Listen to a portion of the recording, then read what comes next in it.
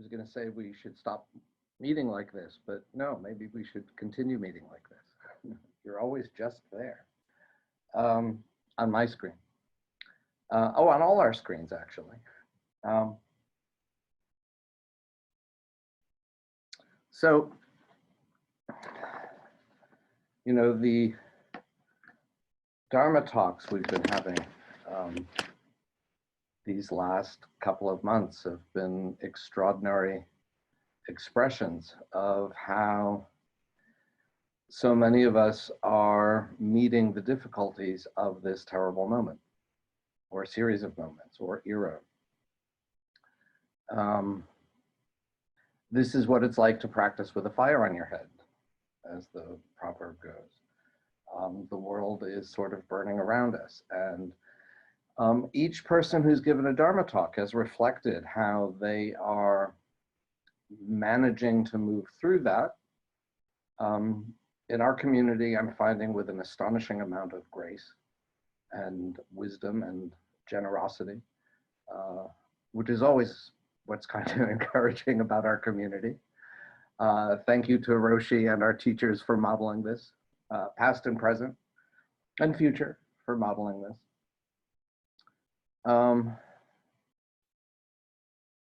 And generally the talks, you know, we all are meeting, we are all having buttons pushed that are different. Some of them are the same, but for each of us, there are different ones too that are specific to us. And in preparing to give a Dharma talk in a time like this, you know, my inclination is to go where I feel I know something. It was an odd privilege to find myself giving the first Dharma talk of this online series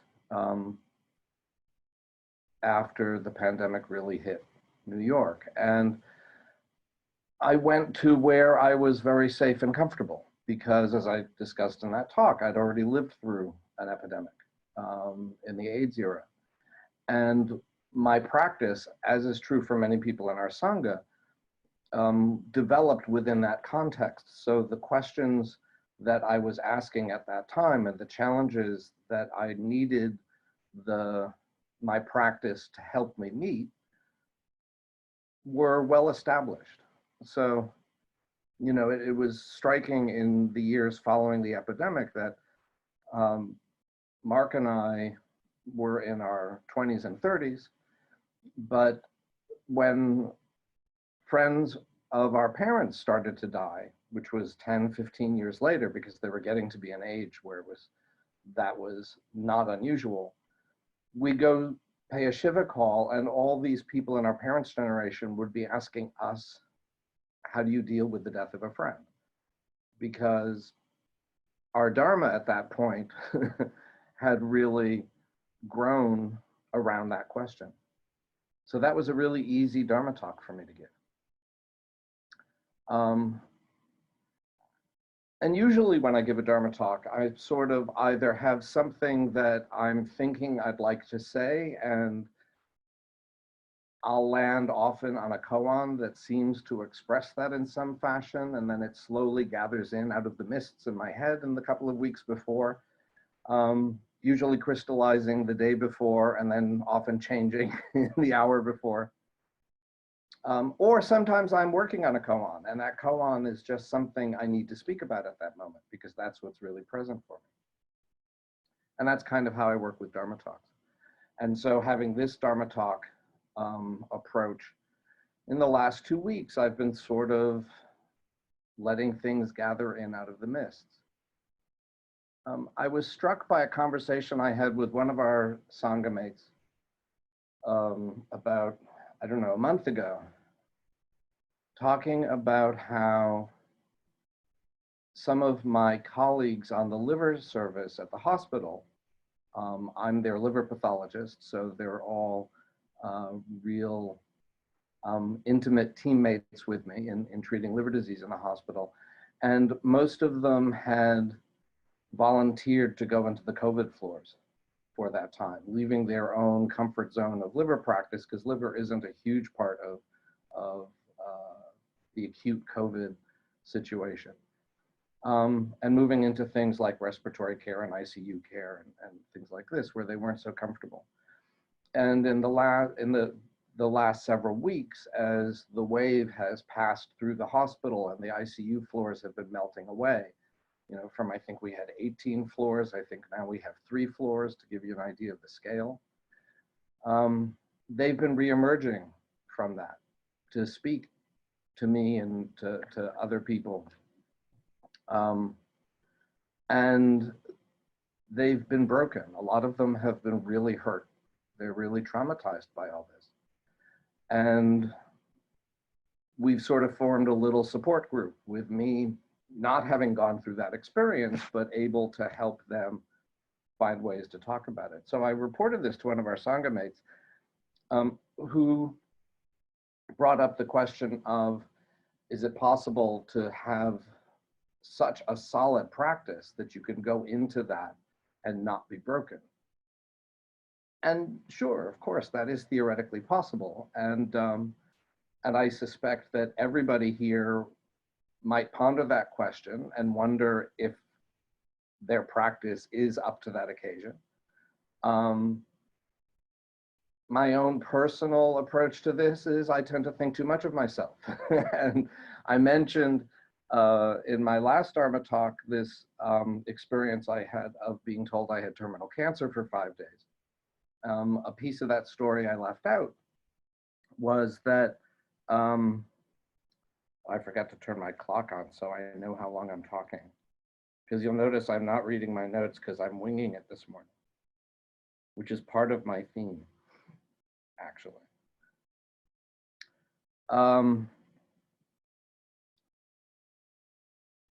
There was a middle day where I was alone at home, facing the fact that I thought I had like 3 to 6 months to live and would die a horrible cancer death. And I had the pillow over my face, lying on my bed, screaming, no, no, no, the pillow so that the neighbors couldn't hear me. I was screaming so loud. And this little observing ego over here said, hey, big shot, you thought from all those AIDS experiences and all this time you spent thinking about mortality and stuff, you'd be ready for this. Ha! It turned out I wasn't at all. What I was prepared to do was get to the point where I could see that there was a road to get through even this, but I hadn't even begun to walk that road. So you don't know how well your practice has prepared you for such things until you sort of get there and you find out, are you equipped to deal with what you're facing in the trenches? I don't think you can know.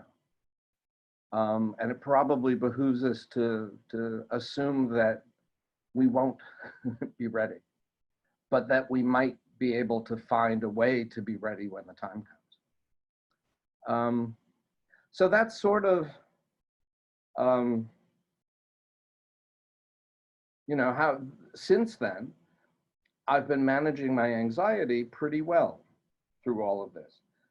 Preparing that Dharma talk was a good way of managing my anxiety because I felt confident in what I was saying, that I could be helpful.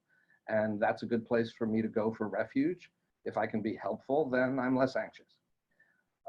During those weeks, we were all trying to figure out what were the safe things that we could do to protect ourselves. I had to go to the office. How do I get to the office from my apartment to there and back again without getting infected myself, without bringing the infection home?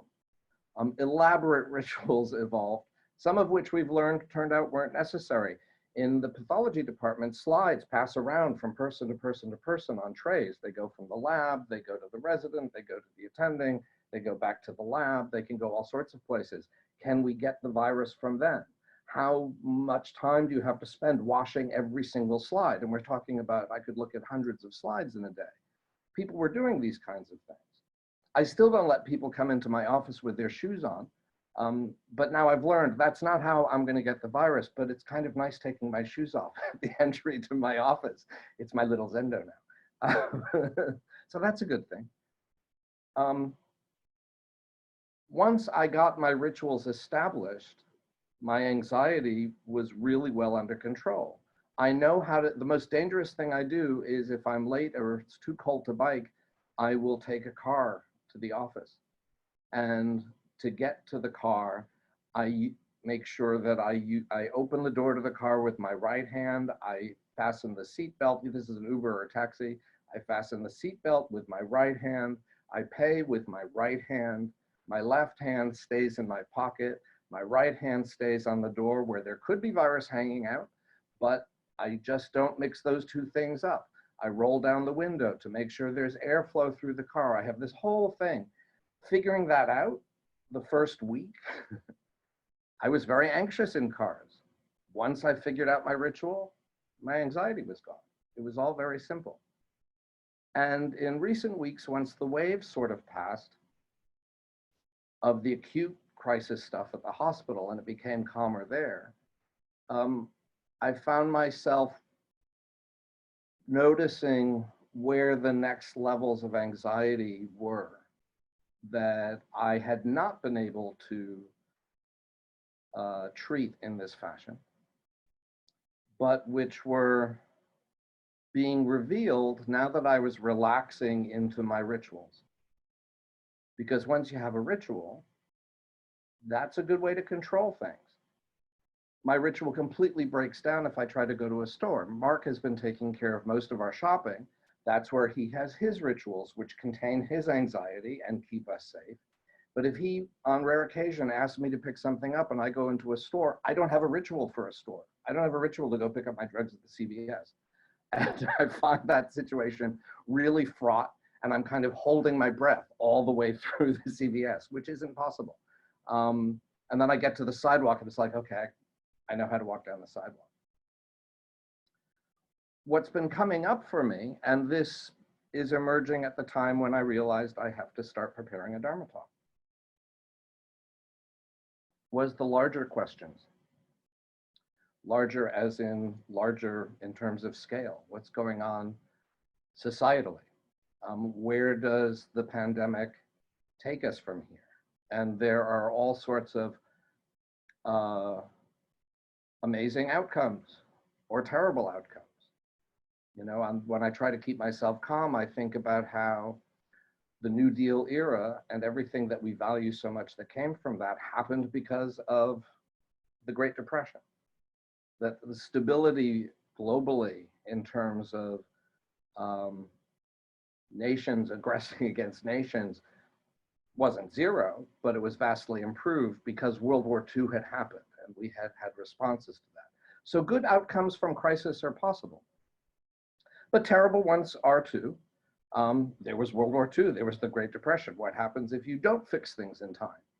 And we don't know what we're heading into, and we don't know what November holds. And even if November goes the way any one of us feels like it should, who knows what's coming globally? We have no idea.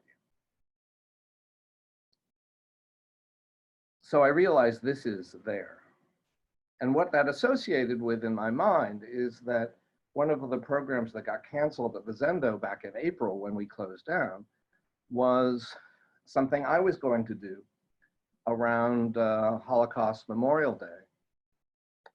Because in the last 2 years, I was invited by a historian from my father's hometown in Germany with other members of my family. Many of us, we had never met each other previously, to visit his hometown and to go to Riga and where the ghetto was and the killing fields where many of our parents or grandparents were killed, the Salispils concentration camp, the Stutthof concentration camp. And Roshi asked me to give a talk about those experiences. I didn't know what I was going to find when I stepped out on that trip to Riga. In fact, I had dithered about going. All of us did. All of us basically made the decision to go at the last minute. Mark called out to me that, like, it was a week before, and he said, he went online to try and book me a flight to Riga. And he said, I'm really sorry, but we waited so long, things are really booked up. I'm afraid you're going to have to fly in coach. To which I replied, well, it's better than going by train, which gives you an idea of the state of mind in my family around these things. That was a joke to us.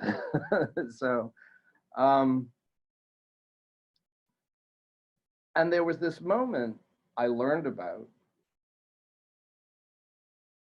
We started off in Riga, where the most terrible things happened, and where my grandparents were killed, and many of our cousins and aunts and uncles and etc. were killed. Um, and then from there, it was just the way the trip got organized. We went back to Germany, where I had been to my father's village, and some of us had and some of us had not. And then we were brought to the place on where December 10th, 1941, our families were brought by truck from the village to Dusseldorf, where they were gathering all the local Jews in the area, 1,007, to put on a train the next day for Riga, though they didn't know where they were going. And in perfect Nazi style, they picked the perfect location to put them, which was the active Schlachthof, the slaughterhouse of Dusseldorf, smelling of the blood of the animals being killed that afternoon, and it's winter, and you know. Okay, see how I'm spiraling? I wasn't intending to go into that much detail, but once I opened that box, and the thing that struck me about that particular point in their journey was that was the moment they went from things that still seemed normalish. They still had the rituals of saying goodnight to each other in their own homes and going to bed with their going to bed ritual at night, or waking up in the morning as they did. But from that moment on, everything else happened. There was nothing left of the ordinary, and everything had changed. And I seized on a koan that I thought would be really useful to sort of unpack this idea of what happens when here it is, on that larger scale, that I've been so focused on this personal scale, and then we're now talking about this larger societal scale, when the tides of history, it's no longer what you can control in your environment, but the tides of history just sweep you away. And that was case 34 in the Book of Serenity, Feng Shui's single atom, which is, Roshi observed that this is a perfect koan for me with my interest. And yes, I thought so too.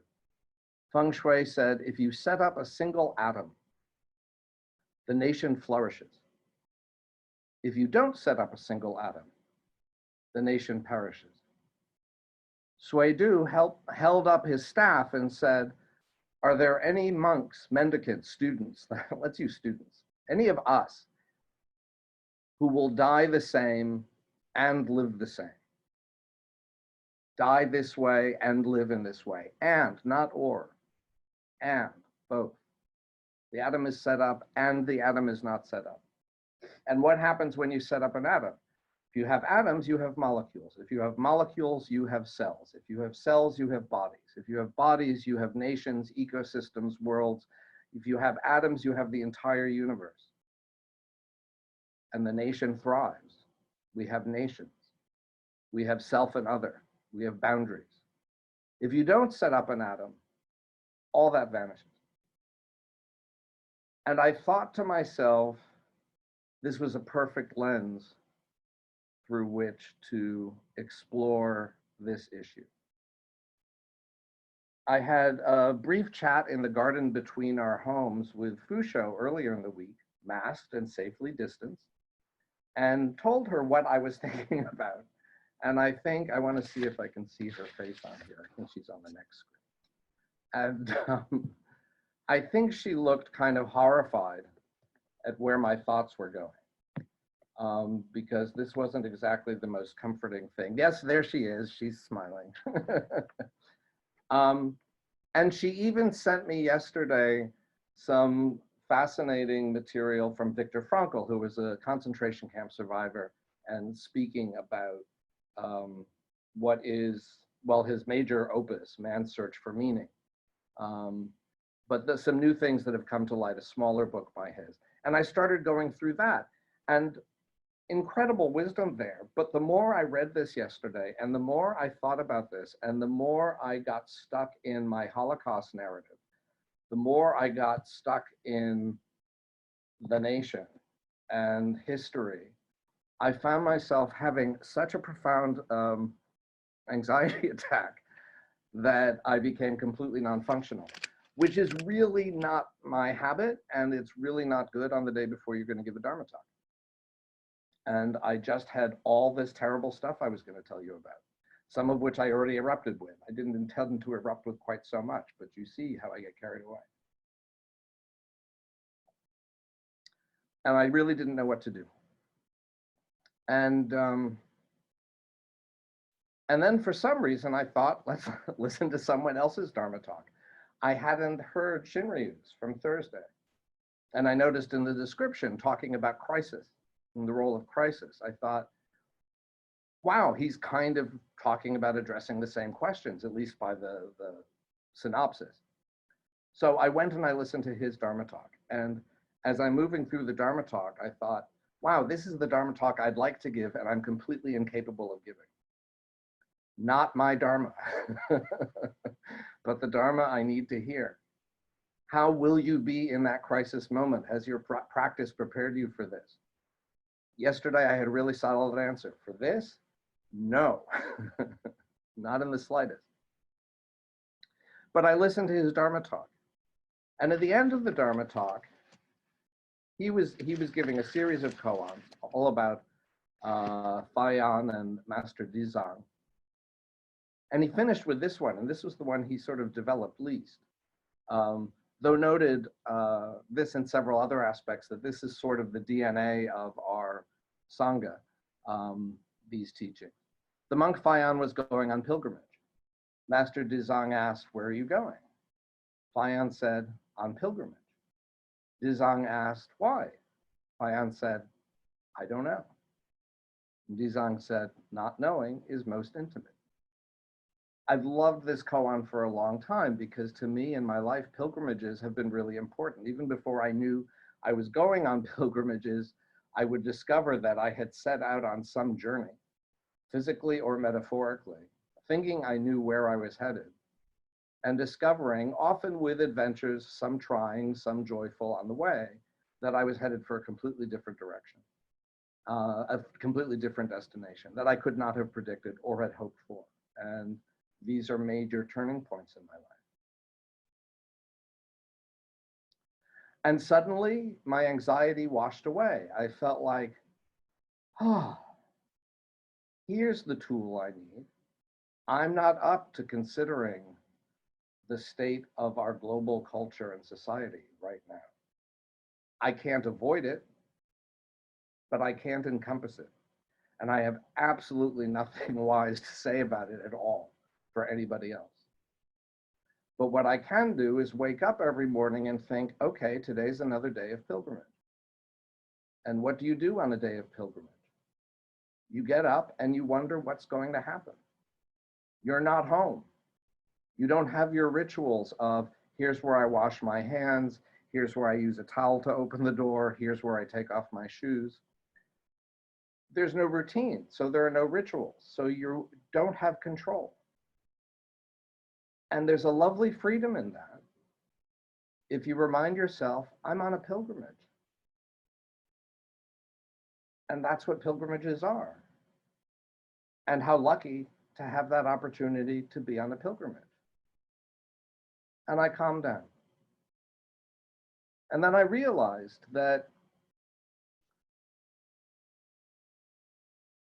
relying on a koan to help me figure out how this practice can help me cope with things sometimes works and sometimes doesn't. Sometimes a statement of Dharma doesn't help me, and I can't find one to help anybody else. Since all of this has been arising in the last 2 weeks, my sitting has been so fraught with discomfort and anxiety. Last week, Zazen Kai, I'd like to say I joined people in the communal serenity. I did not. I was caught up in my storm the whole time. So my own Buddha nature was not helping me either. Dharma gone, Buddha gone. But yesterday, some instinct said, something in the Sangha can help me. And there it was, manifesting through Shinryu Sensei. My Sangha came to my rescue and gave me the Dharma through which I could access some small taste of Buddha nature. And be here this morning feeling like I'm just grateful to be able to be with all of you and that we share this kind of practice. So I think the only thing of wisdom I have to offer you is that if in these times your practice isn't providing you with the solace or the strength or the patience that you want it to, we've got three treasures. Which treasure aren't you reaching out to take hold of? Maybe that's the one where you'll find something to be helpful. It may not be the one you habitually go after. It might not be the one you think you should be reaching for. But we have three treasures. Avail yourself of all of them.